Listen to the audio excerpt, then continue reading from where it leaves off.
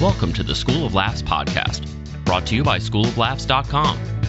Whether you're an aspiring comedian, a part-time pro, or a speaker who wants to become funnier, this is the podcast for you. We'll break down tools, tips, and techniques to help you get bigger, better, and more bookable. And now, here's the show.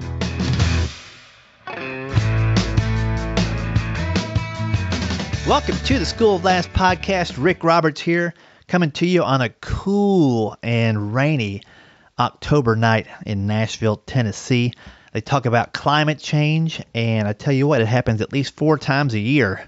Most places that I go, these seasonal changes, and man, it can dog you down a little bit. I had a little bit of the sinuses going on the past couple of weeks. Happened to fall right into a little pocket where I wasn't doing shows, so I was able to get over that and rest up. But it's that time of year, folks. You got to make sure you get your rest in when you travel. You got to get out the Purell.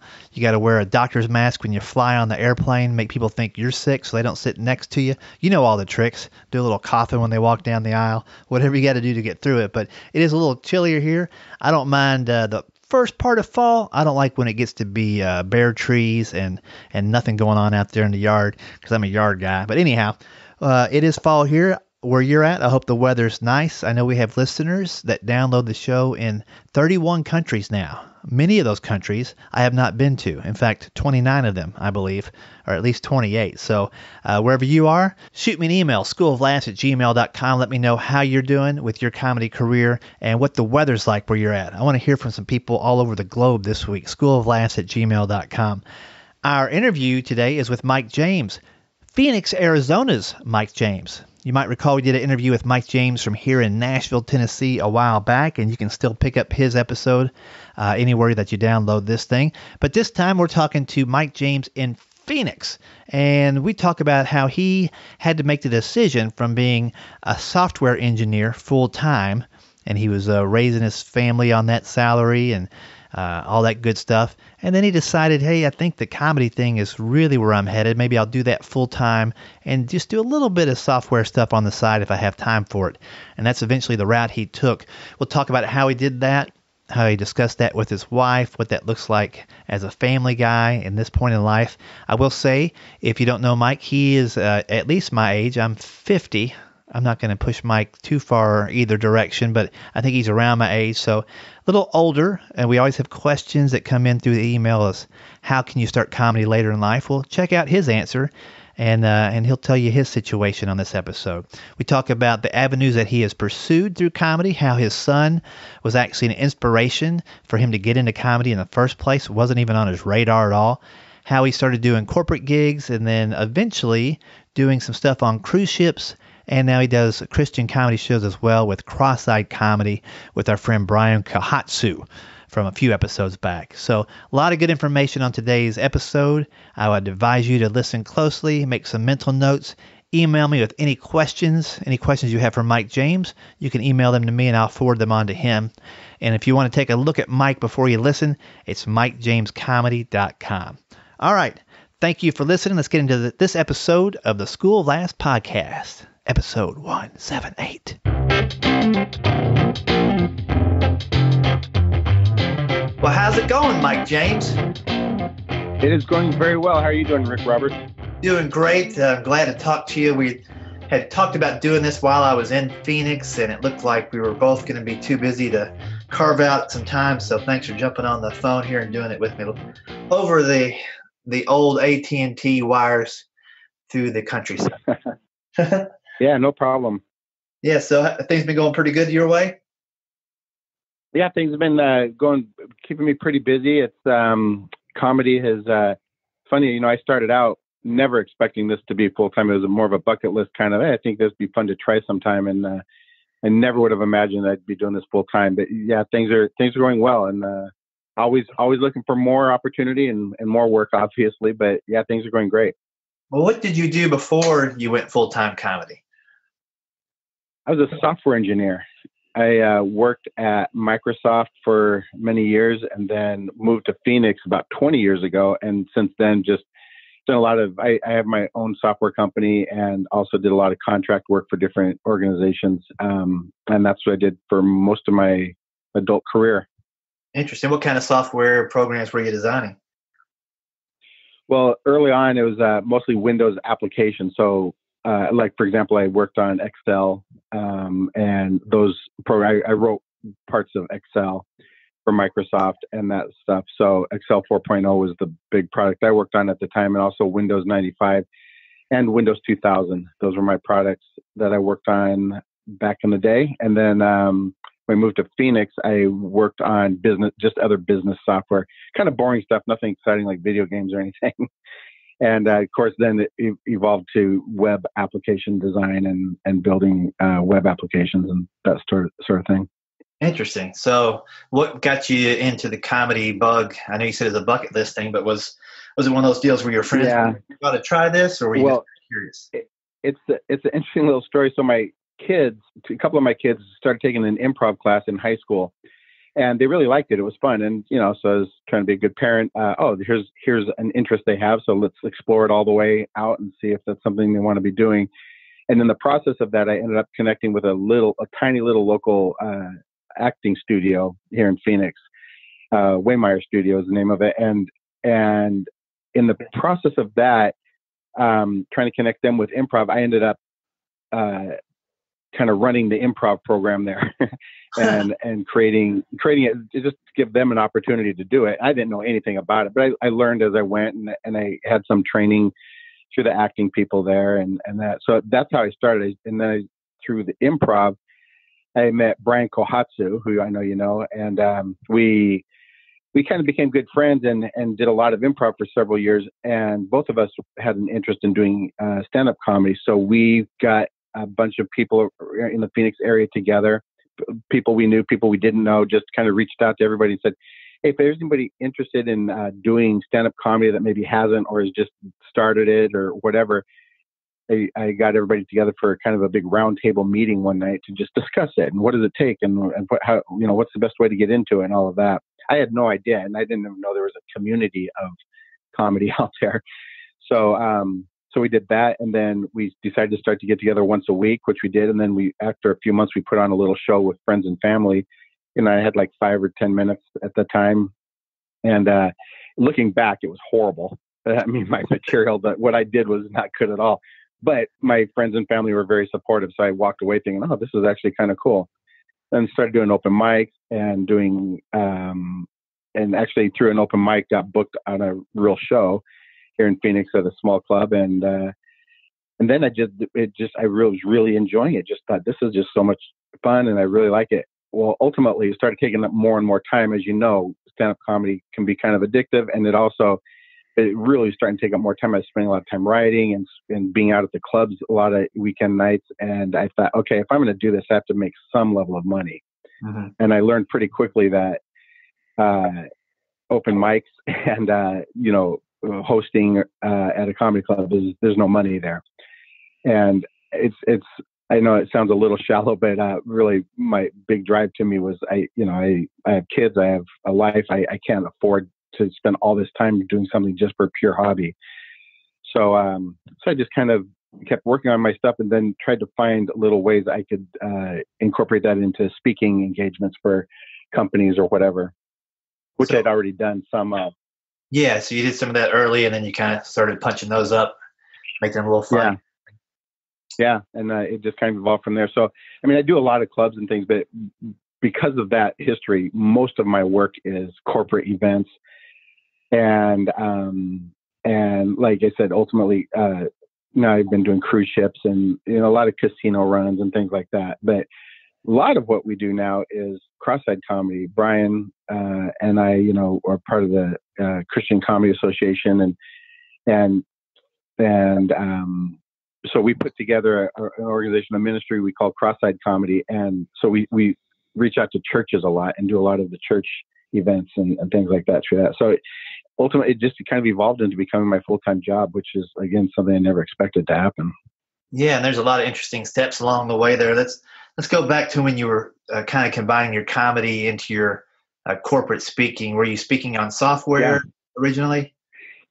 Yeah, I was. I was speaking sometimes on software and just the technology behind things and methodologies and processes and things. So they were very boring things. And sometimes it was specific software I'd have to do a presentation on. Here's software we put together and kind of a sales pitch, more or less. But yeah, I started just punching that up with the comedy. I had started to learn and how to, I always kind of tried to make things a little lighthearted. But after having done doing stand up a little bit and having a taste of that, I started to really implement more of those techniques and philosophies into those otherwise really boring half-hour speeches. Yeah, and did you take advantage of, having slides and use some visual stuff up on the screen to get a few laughs? I didn't actually ever do that. Partly because I'm not great at preparing. I live kind of in the moment. Honestly, that's definitely to my detriment. I'm not great at, putting in enough time preparing for things like I should, at least in that world. But it was years later, I started to see some other people speaking and using more comedy and using the visual cues and things to help that out. And I thought, wow, that's really great. That could really help out a lot. And I never have done that, but I can certainly see the value in it. Yeah. Sometimes when I have a joke idea, I'll try it out in a speech and I'll first do it as a slide. Yeah. Mainly, just like you say, it's hard to remember everything. So I'll put it in a slide so it pops up. I'll do the joke. Yeah. And then once I've got the joke, I'll try it out in a stand-up situation, get it stronger. Then I'll take it back to the speech and do it without the slide and kind of get a chance to open mic a little bit of material when I'm doing a corporate speech, which, I love doing that because if it doesn't work in a corporate setting, it's just like, well, that was just another slide. But if it does work. That's a great idea. Yeah, it's just it's a safe little area. Not that everything always has to be safe, but it's a low risk place of putting in a joke and seeing how it works. And if it can work in a stale corporate environment, then it's going to work in a comedy club usually. So that's good stuff. So you did that for a while and you were still writing some software, finding more time doing stuff. Yeah. Yeah, I actually, as far as doing comedy full time, I started doing comedy full time about 2 years ago, where I really wasn't doing any software at all, and a lot of that was because I was getting booked on a lot of cruise ships, so I didn't have time to do much else. Mm-hmm. But also, the income from the comedy work was sufficient enough at that point, where I could kind of put the other stuff to the side. Now, even now, I still do some software consulting on the side, but it's definitely comedy is my primary income at this point. And what was it like with talking that over with your wife as far as, this is what I've been doing, this is what I would like to do? Did it just the numbers convince her, or was it more like she saw your drive for it and she knew the family would be taken care of either way? My wife is so funny. She, first of all, my kids at this point are grown. They're out on their own. So it's just her and I at home. And she's funny because I think she really pushed me into doing even the improv, and she's very encouraging of that. And she knows what my passions are. I tend to be more creative, and she knows that. She knows that that's what drives me. So through a lot of decisions through our life, and through this for sure, I talked to her about it.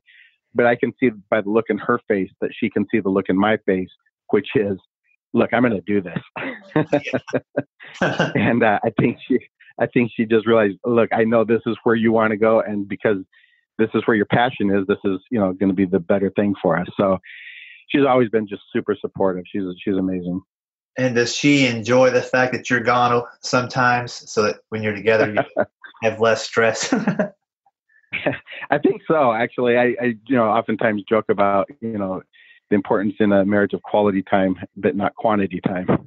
Right. And she's totally fine with that. She actually is fairly busy herself. She's a professional athlete. She played beach volleyball for a long time, but now, as we're getting a little older, she's playing pickleball, which I know a lot of people don't know what that is, but it's actually a very, very popular sport. And so she travels around the country doing that professionally. So we both have our own separate schedules. Now, if I'm not mistaken, and you're friends with Brian Kohatsu, wasn't his wife, or is she a professional golfer or something? She is, yeah. Carrie Kohatsu, Brian's wife, is a professional golfer. She was on the LPGA tour, and yeah. So yeah, and actually it's funny because Brian and I got to know each other. We became good friends. Then we brought our wives out one night to say, let's all get together one time. And Jenny and Carrie actually already knew each other. Really? But they didn't know that. But yeah, it turned out, they already knew each other through sports. Interesting. So that's good because they both have the insight as to travel, and it's not all glory all the time, especially when you're getting the 5 a.m. flight and getting in at 2 a.m. and all that kind of stuff. So, that is for sure. Yeah. Yeah, I know when my wife, she works for a concert promotion company, and back before we had kids, she worked for a different one, and she had to go cover shows and take those early flights and do 3 or 4 day runs. And after about 2 months of that, she said, I used to think it was all fun and games when you were out there traveling, but if you can do it, keep on doing it. Yeah, it is. Yeah, it's funny. My wife, she loves to be new places, and she can go on the cruise ships with me sometimes. So, we'll go to the Bahamas and the Caribbean and these tropical ports that she loves. Although she doesn't like to go to the little northeastern cruises or the Alaska cruises. She doesn't like the cold. But so she's been able to get to these places and have fun. But she is not a traveler. She doesn't like to be in the process of traveling, like road trips or airplanes or any of that. That's not something she enjoys. So yeah, for both of us, I think she greatly empathizes with that's too bad that you have to fly out to Nebraska and then drive around for 3 days to different events. Right. And that's a good part of a good deal of the work is I think I'm the king of flying into a big city and then driving 2 hours to the smaller one to do my corporate. Yeah. I do that a lot. I remember flying to Minnesota and then driving to Fargo. Yes. I mean, it's like a 3 or 4 hour drive. Yep. And sometimes it's still a faster way to travel than trying to find a connecting flight through Fargo, or it's definitely more affordable sometimes to do that. Yeah. So with these cruise ships, now, you kind of started off with the comedy and the clubs and the corporate stuff, and then cruise ships, I know from experience, it takes quite a bit of material to take on those gigs. How long ago did you start doing the cruises? About 2 years ago, 2.5 years ago, I think, roughly. But yeah, and what happened was I was working with an agent who was somebody that he owned a venue locally here, and I performed for him there a few times, and just got to know him. And then he primarily books musical acts. He books a lot of cover bands and tribute bands and things like that. So he books a lot of those around the country. Well, he would also book me periodically for some of the same venues when they want something other than music, so they'd book me to come out. And then Brian and I, for example, would go out and put on a show, and they went really well. So I had a good relationship with him. Well, he ultimately started booking cruise ships also, and it's through that he bought a big agency that had a big stake in cruise ship booking. So it was through that I ended up being able to work on the cruise ships originally.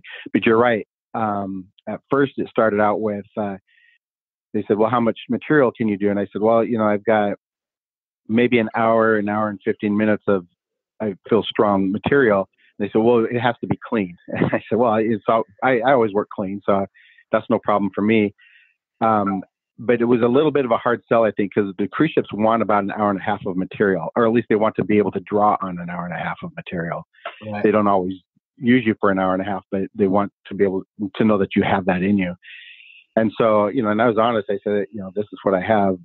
But I got on some of the ships and it worked out. And then there were a couple of times on the ships where they said, "Well, we want you to do these 2 45-minute shows, which is the same material, but now we want you to do this 20-minute thing here and another 20-minute here." And so it's like, wow, okay. So I was sitting in my stateroom on a cruise ship writing for the first year of doing that. I was doing a lot of writing, trying to figure out how am I going to stretch this out and how am I going to add more to it.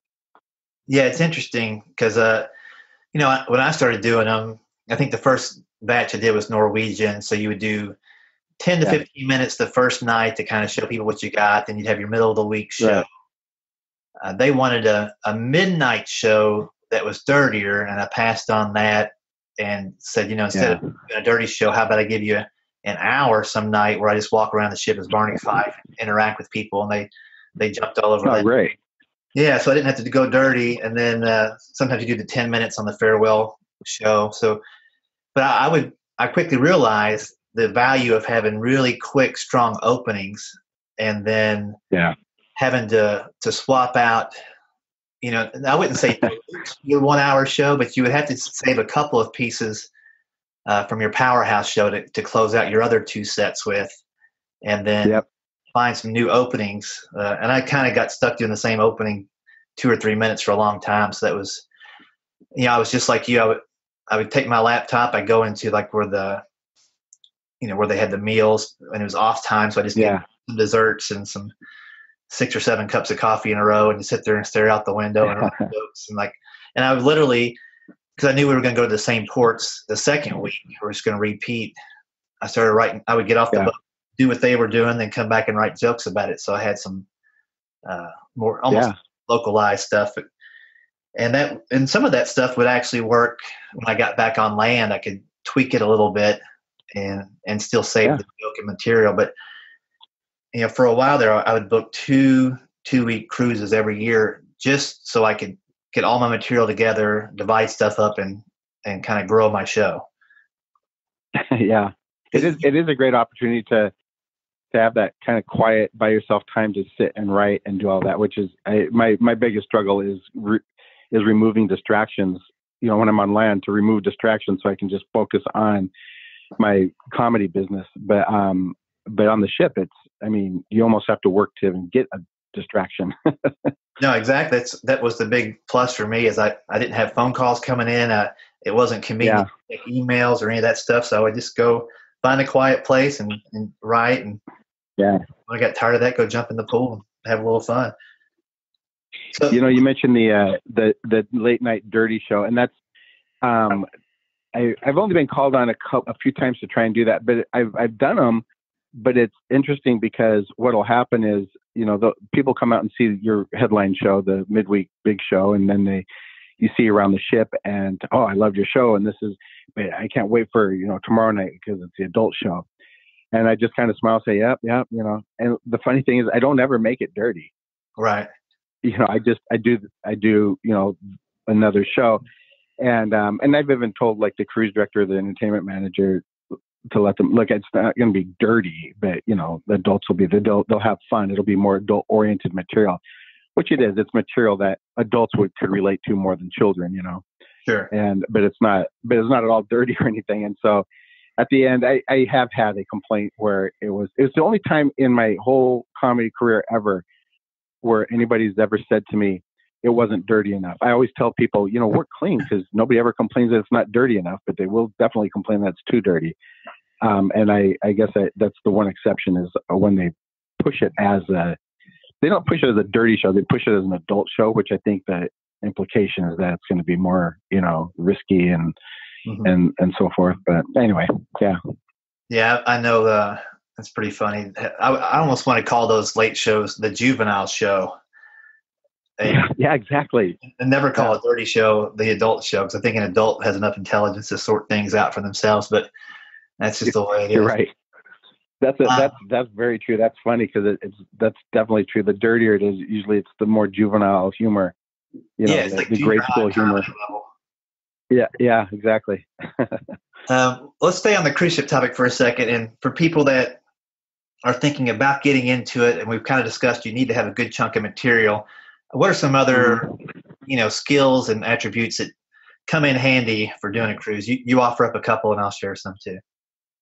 Well, I will say for sure, first of all, to get into them, if you have a very strong promo video, and it's fine to have kind of a sizzle reel where you have like little spots of different places you've been and that sort of thing. But what I think they really look for, and what I've been told they're looking for, is just a chunk of your material that is really strong, where they can see 10 or so minutes of it straight through.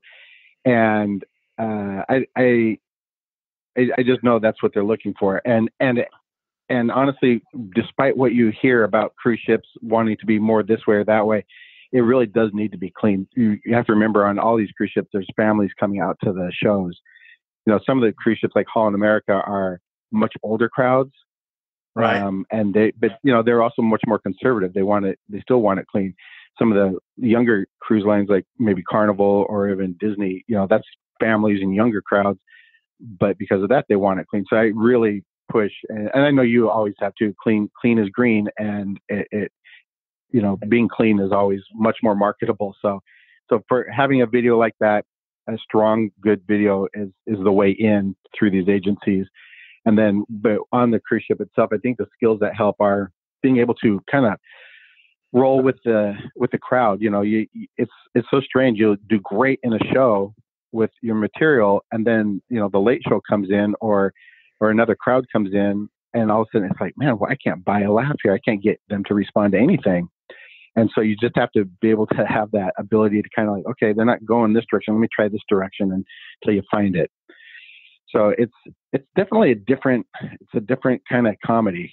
It really is. It's a different kind of performing, I think. To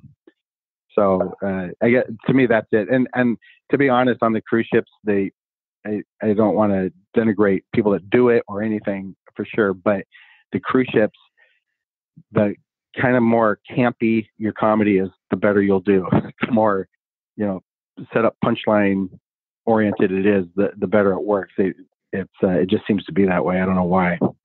Yeah, more traditional setup punch and more, I wouldn't say cheesy or anything like that. You just have to be a little more universal, because the other thing I found on cruise ships is you have a much more international crowd than you would think going into it. And you've got tourists from all over. So, the more pop culture references you have, I tend not to write a lot of that kind of stuff, like about movies or whatever, but when I'm in that kind of situation, I make sure I go hard into family, because everybody's got one or left one or is building one.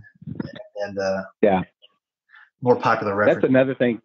That's definitely another part of it too, and I agree with you, the more universal the comedy, the better. But if you are interested in doing ships, and it sounds great, and I early on thought that would be awesome, even when my kids were still at home. I will say that it is a rough life. I mean, you're gone. Oftentimes they want you out there for 3 to 4 weeks in a row.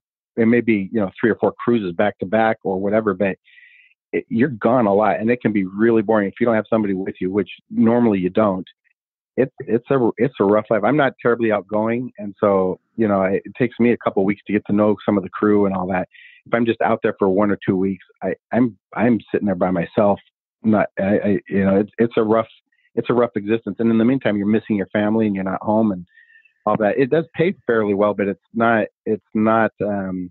easy if you're not willing to be by yourself. Yeah, you got to be a self-starter and make use of that time. Yeah, there is a lot of downtime, and the first week, if it's a 2-week run and they repeat ports, the first week I'll definitely jump off the boat and go check stuff out. Second week I find myself trying to get more work done. What's weird, and I'm sure you've had this effect, where you do the week, you stay on the ship, all the people change, and then the second week, some of the people, you can't remember if you saw them last week or this week. Like you almost remember faces from the previous week, or and you're like, that's true. They start talking to you like, have I told this person all this stuff before, or is this somebody new? It's just a weird effect. One thing one of the things. Go ahead. I was going to say, one of the things that I'm not great at is I'm not real disciplined. I've mentioned that a couple of times already. Maybe I'm overselling the point, but I'm not real disciplined even with the way I do my set. So when I go on stage, I don't necessarily have a real fixed set list of this is exactly what I'm going to do tonight on land or at sea. And so I'll kind of go through and then I think I'll kind of touch on this for a minute. I feel like this would be fun right now. And so I tend to do that. The problem is with that is if I do 2 45-minute shows, and in those 2 shows, they're supposed to be the same material, both shows, or they can be. And if I've somehow burnt up an hour and a half in 2 45-minute shows because I just did different material both times, I can't repeat any of that material now on any of the rest of the shows. So now I'm kind of stuck. I've gone through too much material in that one night. So I think that's probably another thing, is just having that discipline of having your sets, fixed on a cruise ship at least. Because I've done that even in a club booking for a weekend where I'm performing all weekend, and I get to the second show on Saturday night and thinking, wait a minute, did I do the premise for this before, or can I do this callback? I don't remember if I did the joke. Yeah, they used to really kill me on like a third show Saturday. I would get that third show and I'd be tired and I'm like, oh man. And sometimes I would look at the clock because the third show, obviously sometimes they don't have as much energy. So you'll deliver a line, even if you didn't do it yet, it may not get the response it should. And then you start questioning yourself like, okay, that's why they're not laughing. I told that already. And then, you didn't. They just didn't like it this time. One thing I would do on the trip is to kind of to get myself out of my shell a little bit is I would look for some of the other performers on the ship. Typically, they'll have a piano guy. They'll have a couple that does, they'll do, and the couples that do the music together. There were a couple that I saw pretty often on Norwegian. I would go and sit and watch their shows, and then I would. I'd grab lunch with them or say, hey, when we get off in, Roatan, is there a place I should go check out? And they'd be more than happy to say, there's a place with free Wi-Fi and they've got $2 tacos and it's good food. And I started kind of hanging out. One of the ships I was on had a Second City group. So I went and watched their show. The first night we did the review together. And then I kind of hung out with them both weeks and had a great time, and they knew all the sweet spots on the islands and the ports to go check out. In fact, me and one of the guys in that Second City, we worked for 2 weeks on a TV show pitch together to make the most out of our time, and that was really cool. So there are some other souls that are on the ship that are permanent fixtures almost, and they always have the good inside tips on how to save money on the Wi-Fi or the phone call card or any of that kind of stuff.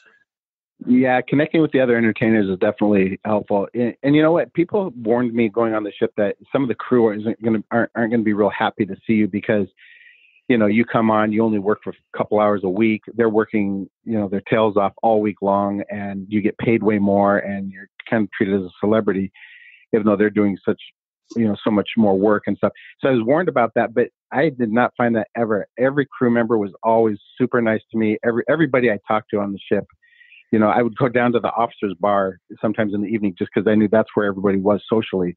So I'd go down there to try to connect with people. But like I said, just everybody was always just so friendly to me. I never ran into anybody that I felt like there was any animosity. But, I don't know if some people have that problem or not. It's kind of like when people say, people don't like Americans out there around the world. You go around the world and, people these days don't like Americans. And, people are always yelling at me, oh, you're American. You started a war. I would think, okay, I've been around the world. I've been to like 60 countries between the military and the ships. And if people are yelling at you, I think it might be you. Right. And it's the same with a ship. If you're running into a lot of problems with the crew because they don't like you, it might be not them so much. Yeah, I agree with that. I've never experienced that. I've never had that problem. Yeah, most people on the ships are pretty accommodating, and the cruise director, I'd always try to spend a little extra time with them without getting in their way and just seeing, if there's other stuff I could do. Sometimes they would do game shows and they needed judges, so I would go do that for them. Boy, I'll tell you, volunteering for stuff on the ship has been huge. When there was one night we hit a storm, and so we couldn't pull into one of the ports we were going to do. So it was an extra sea day that they weren't counting on. So I knew they were down there scrambling, trying to figure out how we're going to entertain everybody for an extra day. And I went down and I voluntarily said, one of the things I've done a lot of is teaching improv. If you want me to teach a little improv class, for an hour, at one point during the day or whatever. Oh, thanks. They were really grateful for that. And the class went great. So since then, I've been doing that fairly regularly on the ships also. And I don't get paid extra for it. It's just something I can do. And I know it gives them a lot of value add, but also, to be honest, it lets me get to know some people and also gives me something to do, right. on a full 24-hour day that I had nothing going on. Right. You do need a few things on the schedule, or else you go stir crazy. Yeah, I really do. Yeah. What's up, School of Laughs? This is Atlanta comedian Joel Byers and host of the weekly podcast Hot Breath, your weekly guide to comedy mastery. Every Monday, you can hear well-researched interviews with comedians like Bo Burnham, Aries Spears, Miss Pat, and Rick Roberts, revealing their tips and techniques for finding comedy success on and off the stage. Subscribe to Hot Breath on iTunes, Spotify, YouTube, or any other podcast platform to join the Hot Breathiverse and learn the top comedy tips from comedy's top comics. I hope to see you there. Hot Breath. So we mentioned Brian Kohatsu and Crossside Comedy. It's not because you guys teach great, right? It's because the eye is on the cross is the idea with that. It's not because you guys have walleye. Yeah, we struggled with that name. I came up with it years ago, and I thought, we were talking about kind of doing this. And on a serious note, I guess, Brian and I were doing comedy a lot, and we're out there in the clubs and doing all these things, even in the corporate events and stuff. But I really felt called by God to use the gift in a ministry in some way. And I didn't know what that would look like. And frankly, I wasn't much aware. I had seen like Tim Hawkins and some of the bigger church comedians, Christian comedians out there. And, Mark Lowry back years ago and so forth. And so I knew that it existed, but I didn't know what it would look like as a ministry or anything.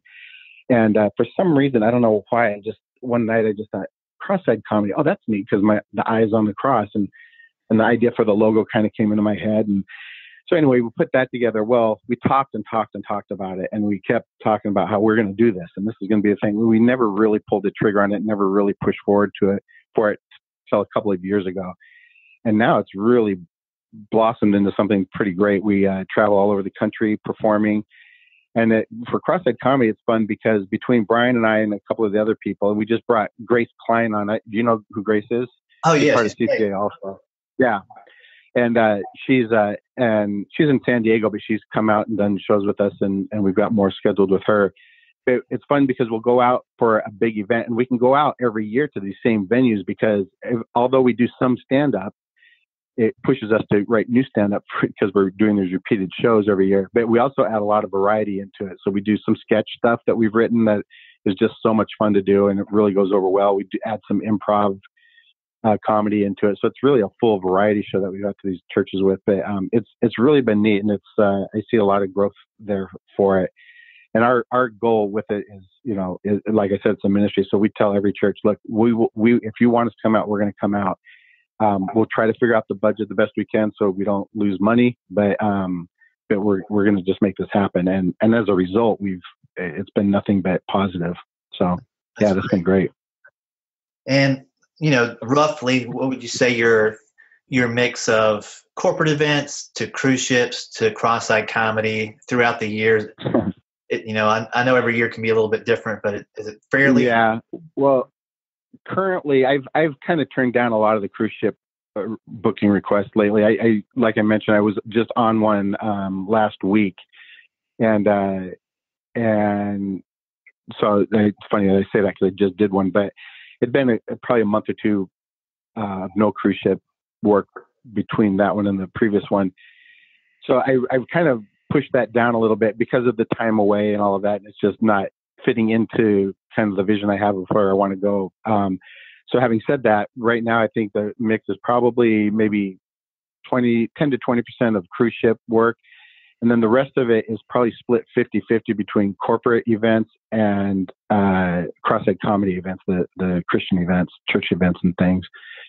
And I'm trying to kind of even adjust that more so it's more Crossside Comedy. That's great. But yeah, as the opportunities come, it's interesting. Not to harp on it too much, but because of my lack of discipline with a lot of stuff, you are so great, Rick. I follow you, and I know, and I've listened to you long enough, and I know that you're really good at the business side of stuff. I am not that great at that. I've actually had my own businesses and all that, so I think business vision-wise, I'm good, but execution-wise on little things, I need people to do those parts for me. So one of the things I did a couple of years ago is I hired a booking manager, and all it was I realized I had these booking requests that had come in that I responded to, but then I never followed up on them. And on a whim one day, I thought, I'm going to follow up on some of these. Some of these haven't actually happened yet, but I never heard back. So I followed up, and I got several of them because I followed up. And I realized, wow, this just needs a little bit of effort here. And I'm so bad at that.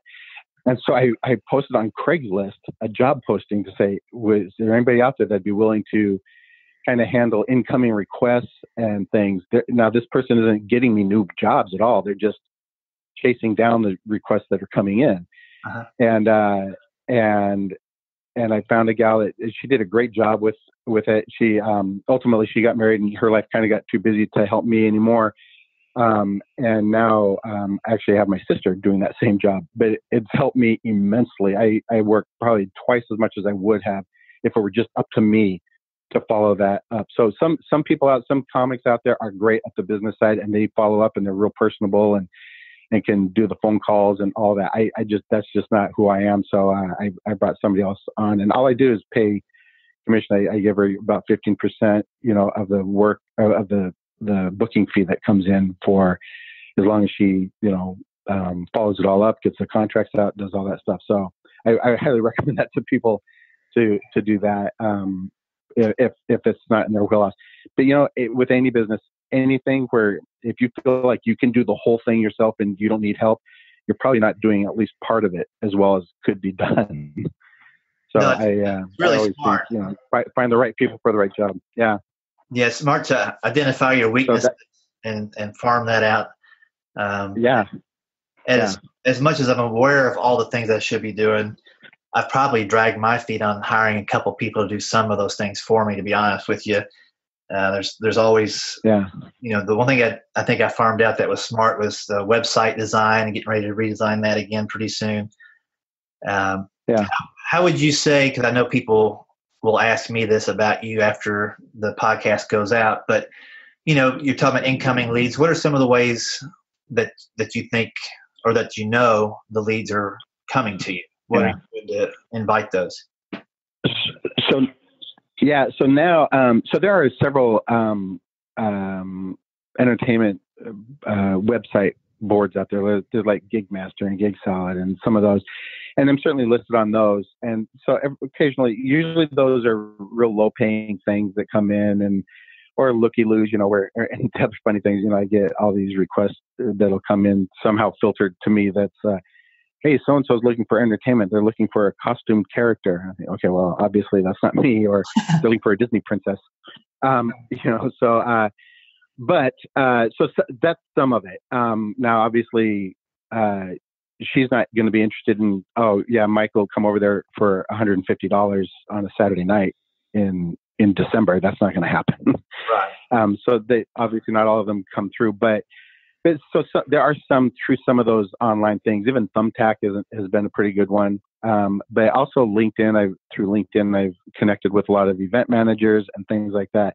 But most of it, actually, the ones that are most successful, at least, that come in through my website, and a lot of it is word of mouth. So when I go out to do a corporate event or something, I try to follow up the best I can with them to say, and my booking manager does it now too. But hey, thanks for having us out. I hope you guys had fun. If you feel like this is a value to other people in your industry or anything else, we'd love to have you share information with them, and that works too. And honestly, even if I do a club here and there, I always stand outside with my business cards and hand them out. And the one comment I get a lot is, "Wow, that was really fun. We loved it, and it was clean." Oh my gosh, I was cringing coming out tonight because I hate that real, dirty stuff, or I hate real political stuff or whatever.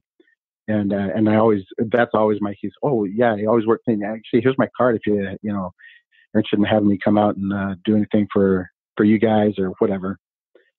So it's kind of grown. It's weird. It kind of, I'm sure you've experienced the same thing. There gets to be a point where you start to see, okay, I'm starting to see more recurring stuff.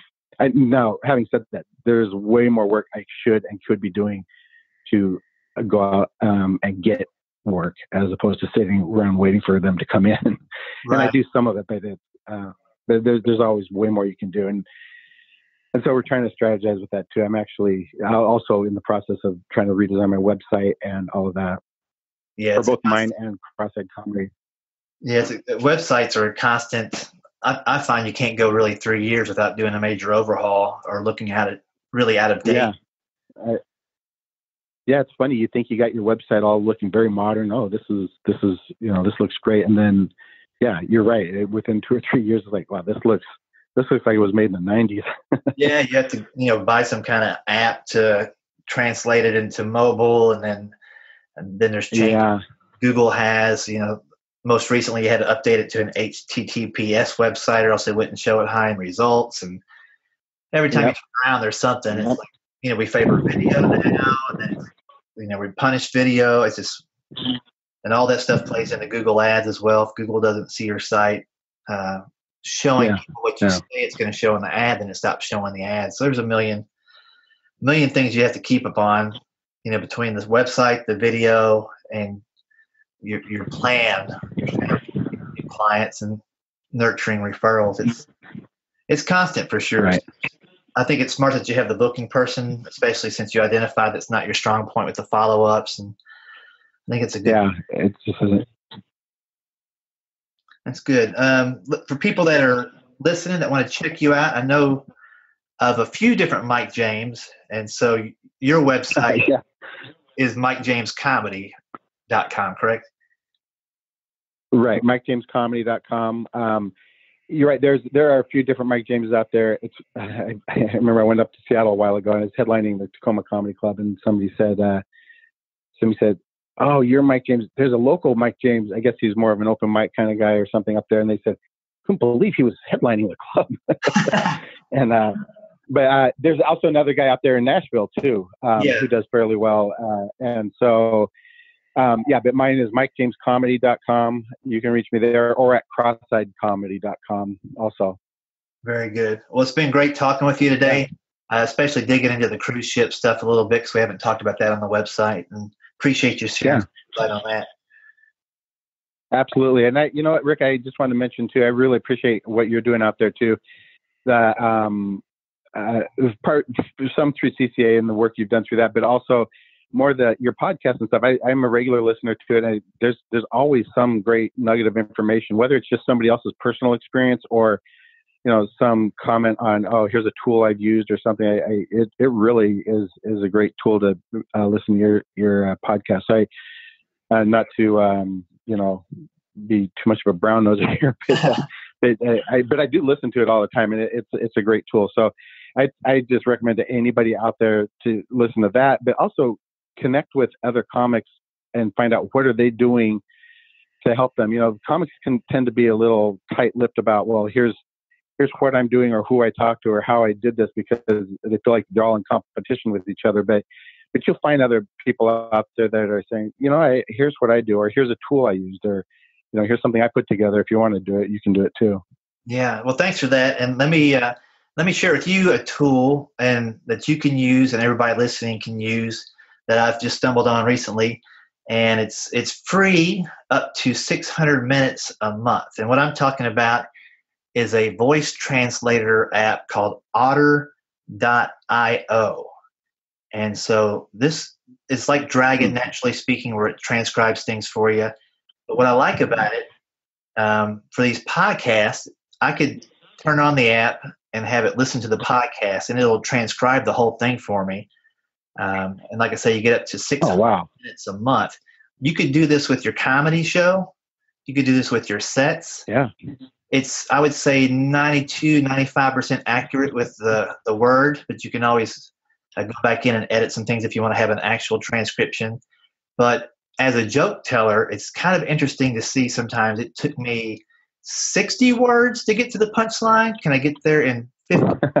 And you can see them right in front of you. You can also see all the ums, the ers, and the likes that are like speed bumps when you're performing, and it drags the comedy down.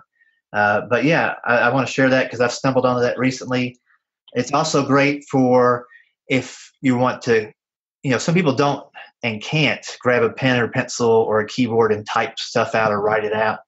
I talk out a lot of bits into that, and then I go back, email it to myself or download it, and then edit it out from there. So Otter, it's 2 T's, like the animal.io. You should find that. I've got it on an Apple device. I'm not sure if it's Android or not.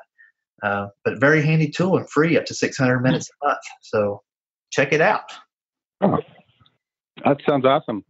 Yeah, well, thanks again, Mike, for joining me today. And everybody go check out his website, MikeJamesComedy.com.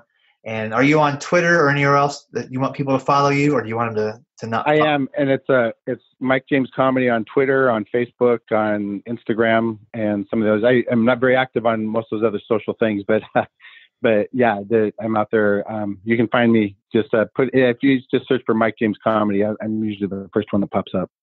Very good. Well, thank you again, sir. All right, thank you, Rick. Talk to you soon.